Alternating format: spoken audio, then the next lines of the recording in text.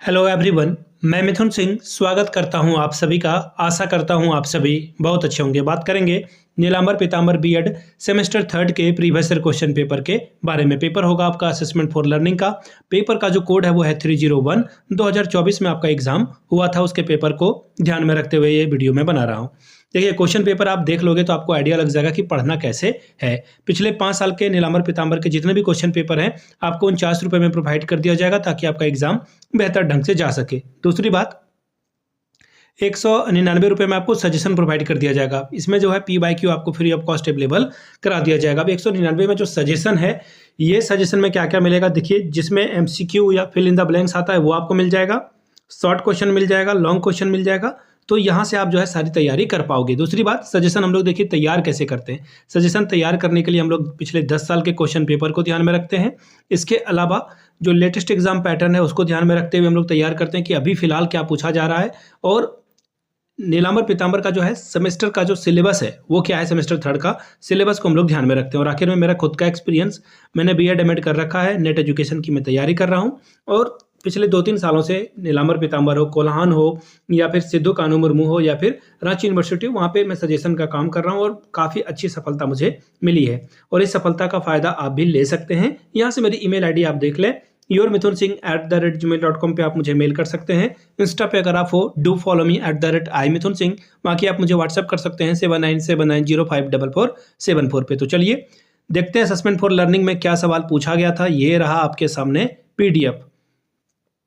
यहाँ से आप देख पाएंगे ये सेमेस्टर 3 के लिए बोला गया है। असेसमेंट फॉर लर्निंग 301 का ये पेपर कोड है। 2024 का सेशन था, 22-24 सेशन का ये क्वेश्चन पेपर आपके साथ में साझा कर रहा हूँ। ठीक है, अब यहाँ से देखिए ये जो क्वेश्चन पेपर है सेक्शन A का, यहाँ से आप देख पाएंगे ऑब्जेक्टिव टाइप का ये सवाल है। पहला वाला ग्रुप में कंपलसरी है, 10 सवाल के लिए 10-10 नंबर आपको यहाँ से मिलेगा। ठीक है, पहला सवाल है क्वेश्चन नंबर 1। देखिए आपके सामने क्या है, in education is use to make influence about the learning and development of a student. यानी कि शिक्षा में छात्रों के सीखने और विकास के बारे में अनुमान लगाने के लिए क्या उपयोग किया जाता है, हम लोग क्या करते हैं। तो देखिए, छात्रों के विकास के अनुमान लगाने के लिए, देखिए बात यहाँ पे अनुमान पे आती है, तो आप क्या करते हो, इसके लिए आप असेसमेंट करते हो, यानी कि आकलन करते हो। मूल्यांकन आप बाद में कर पाएंगे, मेजरमेंट आप बाद में करेंगे। सबसे पहले आप क्या करोगे, अनुमान लगाने के लिए आप असेसमेंट आकलन करोगे। आकलन का ही मतलब होता है कि आप आंक रहे हो, कंसीडर कर रहे हो। तो ऑप्शन A आपका सही हो जाएगा। आगे बढ़ेंगे अगले सवाल की ओर। अगला सवाल देखिए क्या है, instrument use for measuring a sample is behaviour is. नमूना व्यवहार को मापने के लिए इस्तेमाल किया जाने वाला उपकरण क्या है।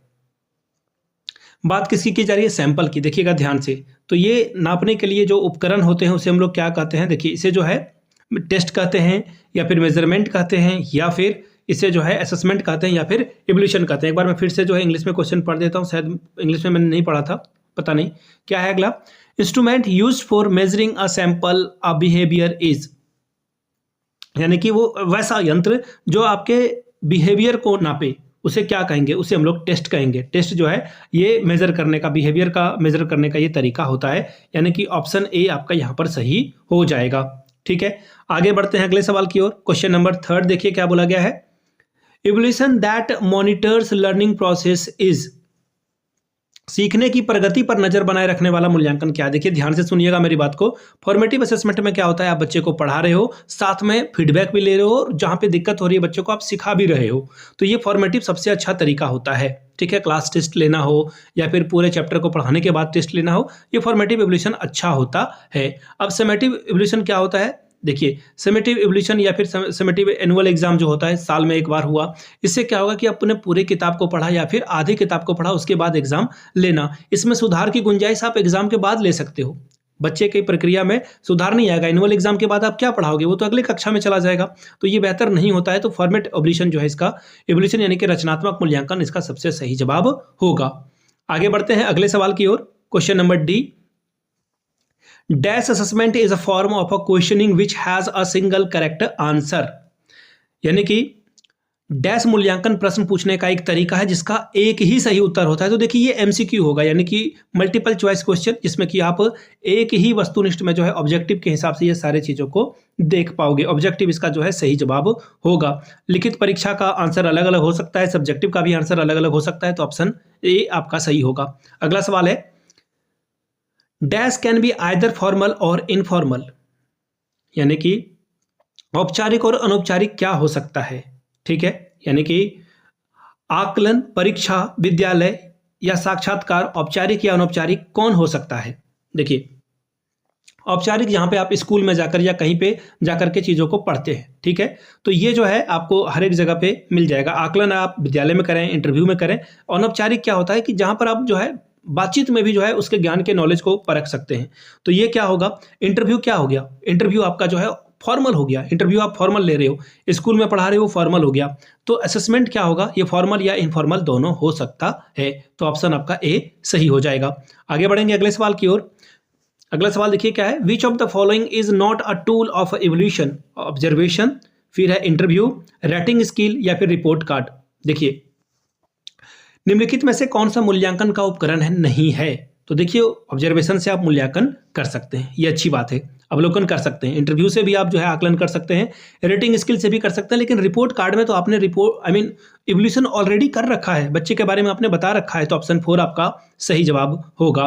Question number G, An assessment is a dash if it's consistently achieve the same or similar student.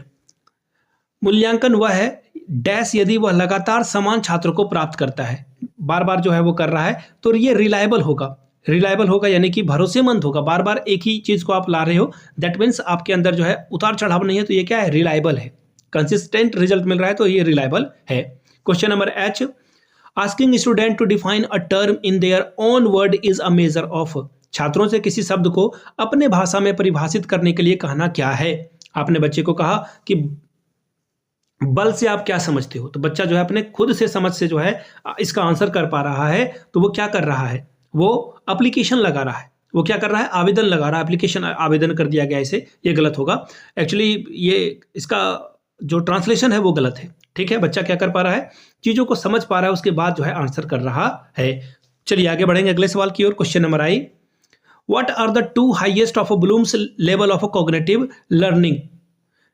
Bloom के संज्ञानात्मक सीखने के 2 उच्चतम स्तर क्या हैं। देखिएगा, याद रखिएगा, ब्लूम के बारे में चीज़ों को ध्यान में रखिएगा। ब्लूम ने जो है 3 डोमेन की बात की है। पहला कॉग्निटिव डोमेन, फिर आपका आएगा अफेक्टिव डोमेन, और फिर आखिर में आएगा साइकोमोटर डोमेन। ठीक है, इसके ऊपर मैं डिटेल में जो है बात करूंगा जब एमसीक्यू की वीडियो आएगी तो।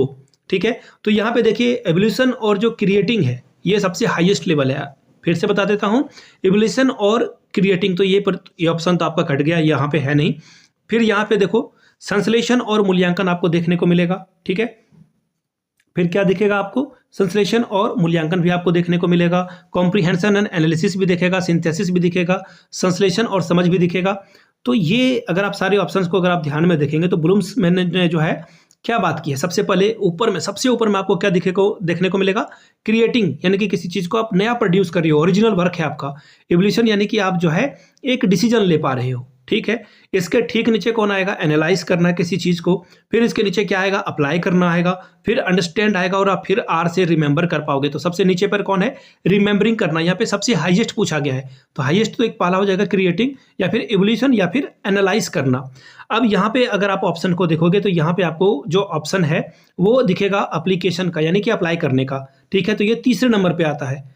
एक तो पहला आ जाएगा इवैल्यूएट करना, तो यहाँ पे देखिए इवैल्यूएट यहाँ पर है, इवैल्यूएट यहाँ पर है। फिर आपको जो है एनालाइज भी दिखेगा, कहाँ पर, यहाँ पे दिखेगा एनालाइज। ठीक है, कॉम्प्रिहेंशन भी दिखेगा, यानी कि आपकी समझ, अंडरस्टैंडिंग है, ये भी नीचे है। तो यहाँ से अगर आप सारी चीज़ों को देखेंगे, समझेंगे, तो ये क्या हो जाएगा, सारा जो आंसर है वो थोड़ा जो है हौच-पौच हो चुका है। तो ये सिंथेसिस और आप जो है इवोल्यूशन, इसे मानकर चलें, ऑप्शन 4 आपका सही होगा। आगे बढ़ेंगे अगले सवाल की ओर। क्वेश्चन नंबर जी आखिरी एमसीक्यू है। अगला सवाल देखिए क्या है, what test is used to identify areas of the weakness of or difficulty of a student, यानी कि छात्रों की कमजोरी या कठिनाई के क्षेत्रों को की पहचान करने के लिए किस परीक्षण का उपयोग किया जाता है। देखिए कमजोरी या कठिनाई जानने के लिए आप क्या करते हो, डायग्नोस्टिक टेस्ट लेते हो, यानी कि निदान परीक्षण लेते हो। तो ऑप्शन 2 आपका सही होगा। अब बात करेंगे ग्रुप बी की। ग्रुप बी में देखिए 6 सवाल आपको करने हैं और सबके लिए 6 के लिए हर एक सवाल के लिए 5-5 नंबर मिलेगा। पहला सवाल, what are the psychological test, यानी कि मनोविज्ञान परीक्षा क्या है। अगला सवाल देखिए क्या है, what are the advantages of a histogram, histogram के लाभ क्या हैं वो बताएं। What is the importance of statics in education, शिक्षा में सांख्यिकी का क्या महत्व है वो बताएं। Can be either formal or informal, यानी कि लर्निंग जो है वो फॉर्मल भी हो सकती है और इनफॉर्मल भी हो सकती है, इसके बारे में डिटेल में आपको बताना है। Question number 6, what are the merit of a teacher made test, यानी कि शिक्षक के द्वारा निर्मित परीक्षण के क्या गुण होते हैं, टीचर जो खुद टेस्ट ले रहा है उसमें क्या गुण होते हैं वो आप बताएंगे। Question number 7, explain the types of evolution and explain any tool to access the procedure of learning, मूल्यांकन के प्रकारों को समझाएं और सीखने की प्रक्रिया का आकलन करने के लिए किसी भी उपकरण की व्याख्या करें। Question number 8, right the significance of assessment for learning, सीखने के लिए मूल्यांकन के महत्व को बताएं। 9वां सवाल, explain the concept and types of a correlation with example, उदाहरणों के साथ सहसंबंध की अवधारणा और प्रकारों की व्याख्या करें। क्वेश्चन नंबर सेक्शन सी की बात करते हैं। लॉन्ग टाइप के सवाल है, 4 क्वेश्चन को आंसर करना है आपको, 10-10 नंबर यहाँ पे मिलेगा, 40 नंबर आप ला सकते हैं। क्वेश्चन क्या है, compute the qualitative derivation from the given distribution and interpret it, दिए गए वितरण से चतुर्थ विचलन की गणना करें और इसकी व्याख्या करें। क्लास इंटरवल दिया है, यहाँ पे फ्रीक्वेंसी दिया है और आपको जो है निकालने के लिए बोल दिया गया है। 11वां सवाल, explain the importance of doctor Bloom's revised taxonomy of educational objective, how will you fulfil the objective and cognitive domain through your day to day teaching, doctor Bloom के शैक्षणिक उद्देश्यों के संशोधित वर्गीकरण के लक्ष्य को या महत्व को समझाएं। आप अपने दैनिक शिक्षण के माध्यम से संज्ञानात्मक डोमेन के उद्देश्य को कैसे पूरा करेंगे बताएं। 12वां सवाल है, स्टैंडर्ड डेविएशन निकालने के लिए कहा गया है, क्लास इंटरवल आपको दे दिया गया है और फ्रीक्वेंसी आपको यहाँ पर गिवन है। ठीक है, अगला सवाल question number 13, using the assume mean method and interpret, कल्पित माध्य विधि के प्रयोग से आपको जो है ये आंसर निकालना था। Question number 14, find the coefficient of a correlation of the given data by the Spears rank different method and interpret it, यहाँ पे स्पीयरमैन का रैंक आधारित जो अंतर है वो आपको डेटा दिया गया है और आंसर निकालने के लिए कहा गया है। Question number 15, what are the criteria of a good evaluation tool, how will you encourage the validity of a test, एक अच्छे मूल्यांकन उपकरण के मानदंड क्या हैं और आप किसी परीक्षण की वैधता को कैसे बढ़ाएंगे। तो ये था असेसमेंट फॉर लर्निंग का शॉर्ट एमसीक्यू लॉन्ग, सारे सवाल को मैंने 2024 के क्वेश्चन पेपर से आपके सामने साझा कर दिया है। अगर आपको पिछले 5 साल के क्वेश्चन पेपर चाहिए तो ये 49 रुपये में प्रोवाइड कर दिया जाएगा, जितने भी पेपर होंगे वो आपको दे दिया जाएगा। ठीक है, कम होगा तो आपको कम में ही संतोष करना पड़ेगा, क्योंकि नीलांबर पीतांबर पे अभी मैं काम बहुत ज़्यादा नहीं कर पाया हूँ। दूसरी बात, 199 रुपये में आपको सजेशन मिल जाएगा। यहाँ से मेरी ईमेल आईडी आप देख लें, yourmithunsingh@gmail.com पे आप मुझे मेल कर सकते हैं। इंस्टा पे अगर आप डू फॉलो मी @imithunsingh, बाकी आप मुझे व्हाट्सअप कर सकते हैं 7979054474 पे। वीडियो को आपने यहाँ तक देखा, प्यार दिया, इसके लिए आप सभी का बहुत बहुत शुक्रिया। Have a good day.